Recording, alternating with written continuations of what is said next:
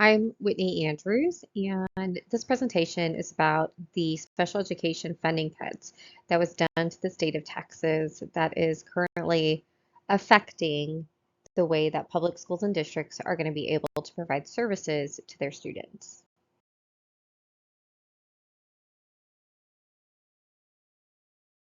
The Medicaid reimbursement budget was cut by 300 million based on an audit that was done in 2017. So that's the background of the general information of the special education funding cuts. This video is a quick overview from the news to show just the depth of the impact on the districts within the Houston area alone. However, it is a statewide issue. The 2017 audit showed that there was over an $18 million overcharge to the districts due to errors in the way that Medicaid was being coded and how it was being back reported. So this is the amount that the districts were given that could not be validated or supported in their service providers, notes, documentation, logs, and none of it could be validated.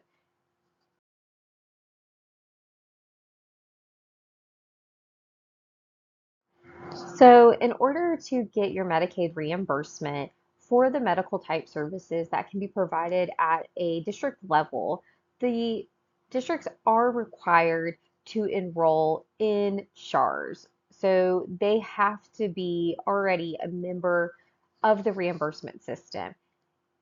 If they do not enroll in it, then they do not get their reimbursement for Medicaid services that they are actually owed.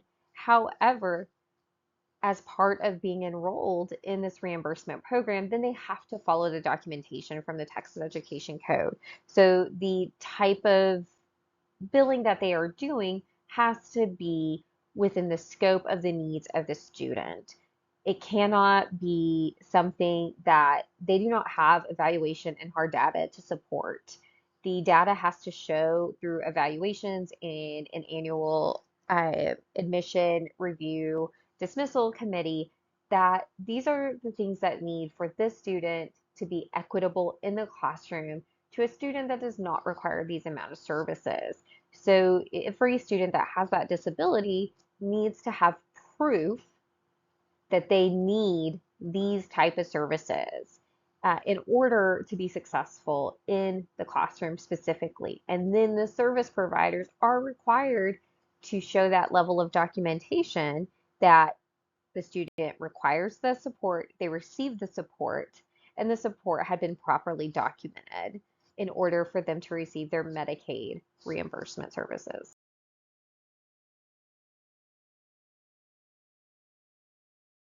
The audit was done in 2017 by the Inspector General, and this was a very big moment for Texas funding because what it showed was that there was a systemic breakdown of Medicaid billing, but also the way that special education services are being provided to students. So, one of the findings happened in random moments. One of the ways that they were able to show that services were not being either provided correctly, provided at all, which meant that the billing did not match up, was they did random moments in time studies. So if you worked at a district, you may get an email that says, hey, for this 1 minute, I need you to document exactly what you're doing right now.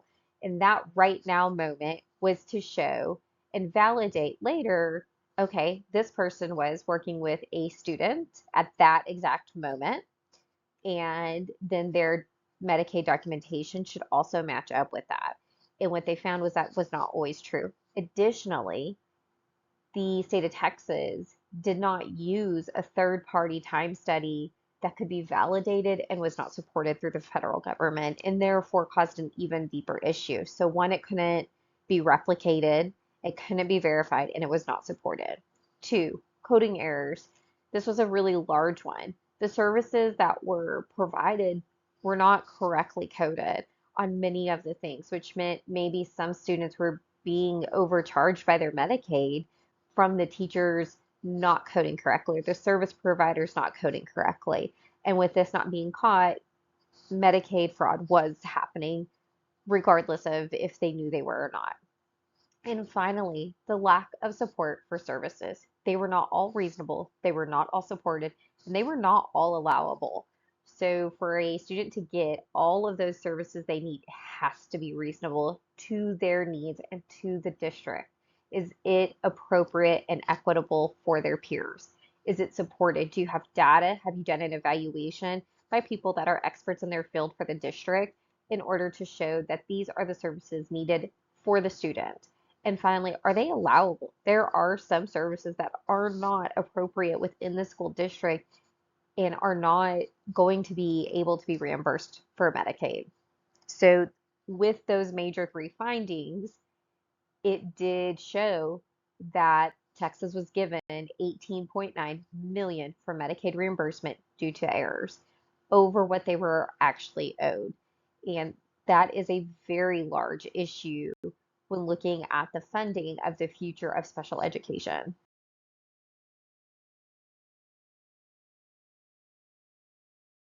Policy actors within the special education system is extremely vital to the way that we can make sure that the students are getting their services that are allowable, reasonable, and supported, which we saw was a major error in the audit. So, number one, our policy actors are the members of the ART committee, those who are responsible for making the individualized education program and to make sure that it is supported and it is reasonable and it's allowable. They are also responsible for implementing those services once they've been determined. The service providers, the teachers, the administrator, every single member of that is going to be a part of that. And it is also their job to make sure that it's documented. A second is the administration.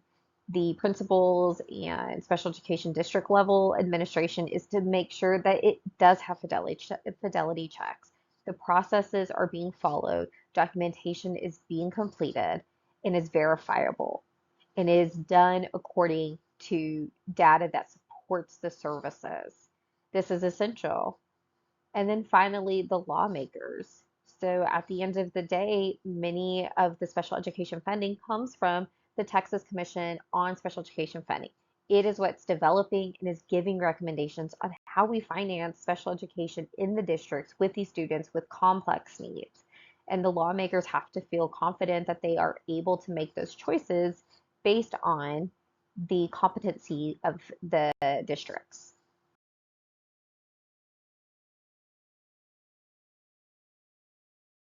The policy environment has led to the long-term issue of compliance with proper documentation. One of the big issues is to lower the special education services through incentivizing the districts. So there was a cap put on the districts that they could only have 8.5% special education population, or they would get some kind of penalty. While this cap has been removed, it had led to a higher rate of turnover due to the pressure to manage the special education budget.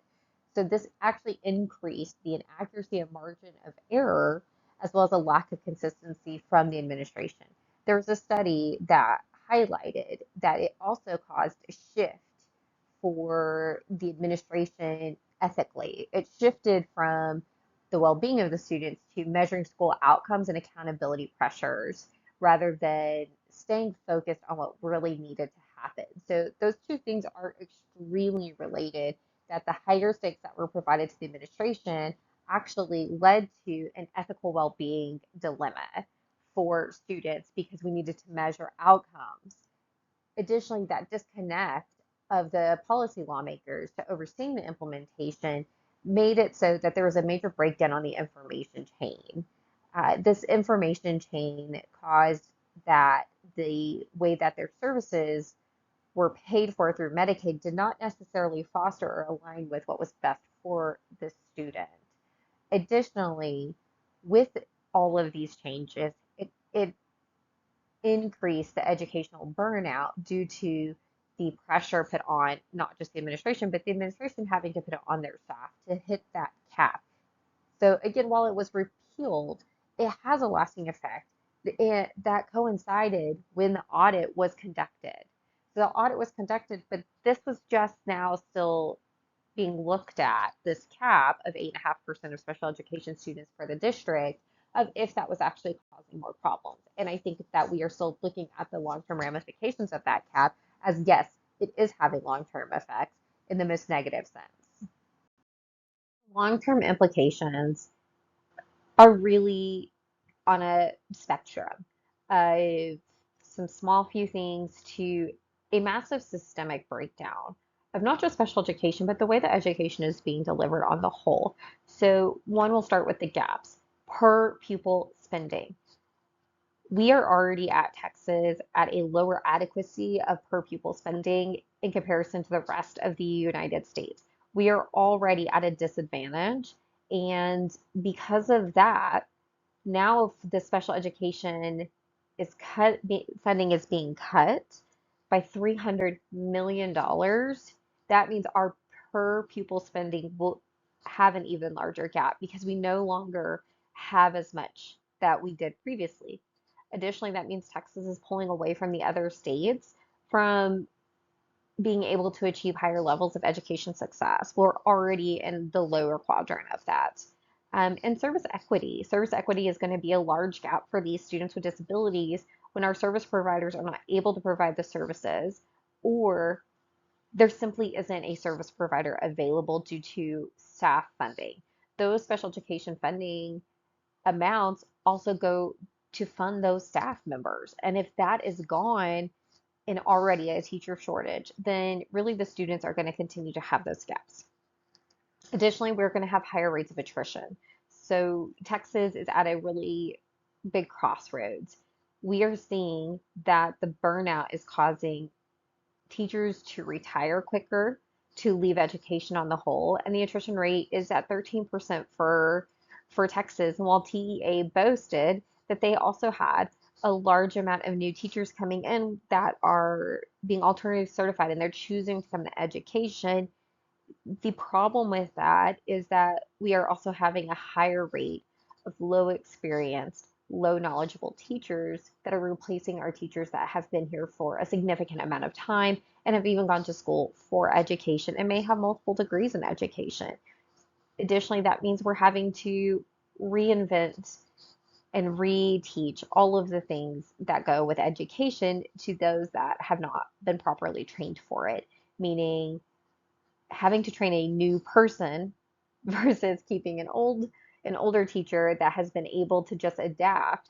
We're expending more of our time and resources on the new person in order to get them up to speed to make them be within compliance of the district needs. Additionally, we're just causing more burnout with the level of services that are being required with lower funding to do so. Additionally, poor training. The audit showed that the coding issues were from service providers and staff not understanding how to properly do the Medicaid billing. As a previous service provider, I can truly say I had minimal to no training on what Medicaid billing truly was and what it looked like. I was told I needed to do documentation, but I wasn't really explained what that looked like or what the point of it was, quite honestly, and how it looked for our district. I didn't understand the laws of it and the requirements for the district. I was simply told, do this documentation. If it was right, nobody really knew. And then overall, the statewide adequacy. The entire state is being posed at a disadvantage for being below average in a student if they're being adequately funded. And the previous study that was done in 21 and 22, it showed that Texas is severely inadequate and funding their students in a way that they're going to have long-term success academically and in the education system. This graphic shows how Texas is chronically underfunded per pupil in comparison to the national average. So if you're looking at the little red circle, that is Texas. And then if you are looking at the yellow diamond, that's the US average. And we are almost at that 100% of on the top of students in below adequate district. The national average is below the 50%, and we're closer to that 100%. And that is a really scary thing to be looking at as a Texas parent to see we are so low in our adequacy. Additionally, those students in chronically below adequate districts in Texas is higher than 50%, where our national average is looking more around that 30%. And it's a really tough thing to see that our per pupil spending is so below a national average when our students are not getting what they need.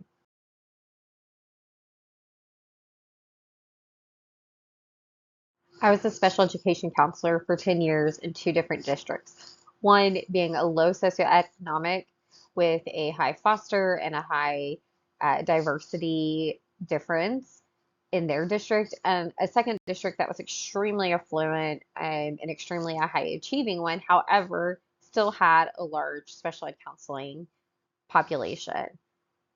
At my last district before I left, I had a caseload of 70 students across multiple campuses that often required multiple art meetings, staffs meetings, conferences, and consults with all the stakeholders. This is a pretty big undertaking for one person to manage.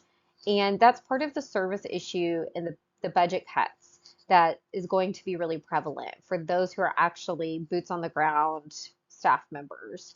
So, for example, as a special education counselor, I was required to go to these meetings in order to make sure that all of their needs are being met within the classroom for their emotional issues. So let's say a student needed to be or needed to be tested for a special education counseling service.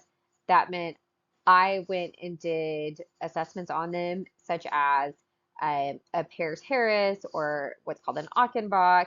And then I also gathered data from teachers. I gathered data from parents. I did observations. And then I also did a student interview. So that's just for one, that's one student to determine if they need services. Once I've written that report, we go to the meeting. Everyone has to agree upon that evaluation, say, yep, the student has to have counseling in order for them to access the classroom just as their peers do. Then I actually have to implement the services, which means I would write a present level statement, I would write goals for them, and I would determine a service time. So whatever that service time is how often I need to meet with that student. And it was based on their individual needs, and it could not be based on my schedule. So just because I have 70 kids and now I have 71 kids, I cannot choose their time based on my schedule. It had to be based on their needs. So if that kid needed to be seen once a week, twice a week, because that's what they need to access their classroom as equitably as their peers, then that's what I am required to do by law. It can't be done based on staffing. So that meant that other things were going to have to fall off if I needed to meet the needs of a student first, which meant that documentation is even harder to maintain because of the amount of time you have to spend per student doing multitudes of things to make sure that they are doing okay. Additionally, the documentation expectations have been widely varied in my 10 years. To I keep my own notes, to I share my notes, which is the level that is appropriate for my LPC, as well as I've used, I think, 7 different softwares that to input my information and my documentation that are all huge learning curves and are not user friendly and often have major backlog issues. It it does make knowing how to code properly an almost impossible task. I will say that was one of the more fascinating things for me in doing this research was to understand, oh my gosh, I wish as my time in special education that this is something I was taught and I was trained on more appropriately because it clicked in my brain better than 10 years in special education of what the documentation means, what it looks like, and how do we implement it. And instead, we have gotten really in the weeds in many of the districts with so many policies and processes by lawmakers to focus on outcomes rather than let's give the information, make sure you just document that, and we all move on and we can do our job with a lot more streamlining.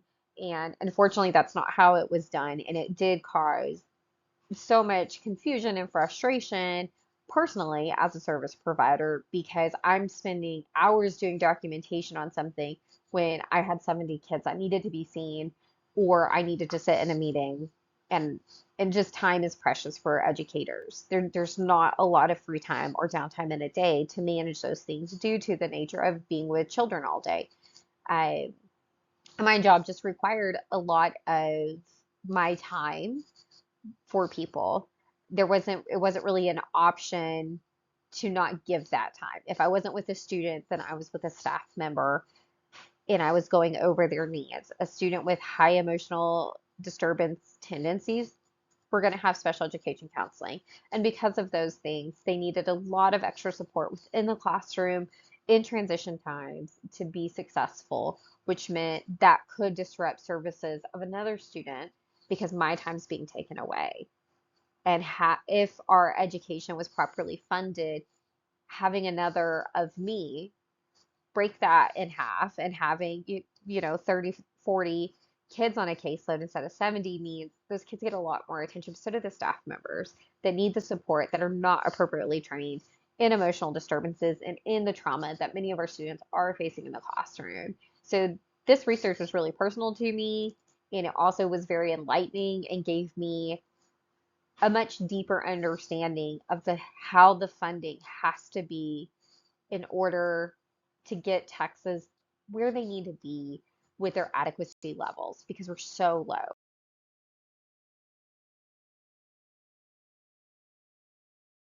In conclusion, special education funding was cut by $300 million. Dollars. That was 40% of the state's budget that the districts had planned for and accounted for when they were doing staff projections and services and all of those things a year ago. And when December came around and the state lost their appeal in order to get what they need to provide for all these students, 40% of their budget gone. And they are having to pull from other parts of their budget or they're just going to be in a deficit. And it's really heartbreaking to see that that's really going to come at the impact of our students. We know that with the lack of fidelity, with the lack of support, with high rates of attrition and high rates of systemic breakdown in our education, that our students are getting less than what they deserve, and particularly our population of special education programs. These special programs are the ones that not only are going to continue being cut, they're the students that require the most. When you have a medically fragile student who might require a nurse, a one-on-one aide, multiple personal services like toileting and feeding, as well as physical therapy, occupational therapy, speech therapy, all of those aspects, they're so specialized and they require so much from the district to be able to provide. Without those services, the students cannot access their classroom. They cannot be in a safe environment. And we're failing because of teacher burnout, because we're not prioritizing what it looks like for a student in a classroom. We're prioritizing outcomes. There can be a balance of the both. Both are necessary. We have to be able to ensure that we are meeting things with fidelity so that we can be funded appropriately, that we have a business aspect of education that is going to provide higher rates of success instead of higher rates of attrition, higher rates of burnout, higher rates of mental health issues within the teaching population, because that's what we're facing. And it's only continuing to worsen over the years. And now that we are looking at the funding issues of school choice with charters and vouchers, then our funding for special education continues to lower because those kids don't get those options in the same capacity. A special education student who requires so many different types of services doesn't get the option to bounce around schools. And families are already in debt. So in conclusion, 300 million was cut from special education due to errors. And those errors revealed that teachers are burnt out. There is not a lack of ability, there's not a lack of intelligence, there's not a lack of care. that's coming from our educators. What's coming is a lack of time, a lack of training, and a too high a rate of burnout that is causing careless mistakes.